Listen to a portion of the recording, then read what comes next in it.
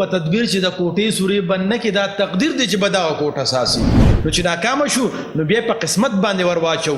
چا چې هم په دنیا کې صحیح پلانینګ کړی دی او صحیح مهنت کړی دی نو الله پاک هغه ضرور کامیاب کړی دی. خدای په قرآن کې فرمایي مفهوم یې داسې دی چې زه انسان له هر هغه څه ورکوم د کوم دپاره چې د سایه کوشش او مهنت کوي. د خدای دپاره پښتنو سانونه وپېژنئ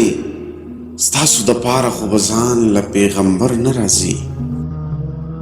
ډاکټر صاحب زما یو سوال دی زیات خلک وایي چې زموږ قسمت خراب د موږ ژوند کې ځکه ناکام وو په دې هکله تاسو څه ویل غواړئ؟ بغزاده انس صاحب وایي تقدیر کو ستا په لاس کې دی تدبیر زما په لاس کې دی دا ځکه خو زما د خوب تعبیر زما په لاس کې دی او ژوندونه ستا تیرې په رڼاګانو بدلولی شم پښتون یم زلمی یم جاګیر زما په لاس کې دی. زما خوږه بچې کله کله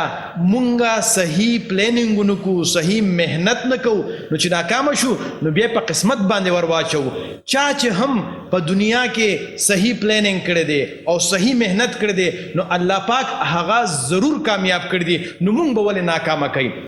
دویمه خبر دا شو د بچی په غونډه دنیا کې وګورئ چې څوک هم د دنیا لحاظ سره یا د آخرت لحاظ سره کامیاب خلک دي نو هغې پوره مهنت کوي او د هغې پلانینګ کوي نو ځکه الله پاک هغه کامیابوي.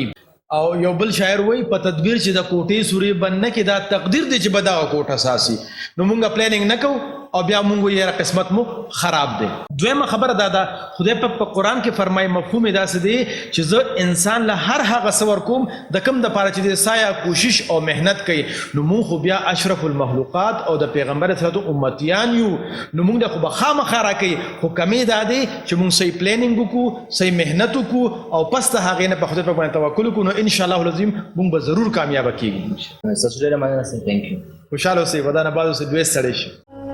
د خدای دپاره پښتنو سانونه وپېژنئ ستاسو دپاره خو به ځان له پیغمبر نه راځي.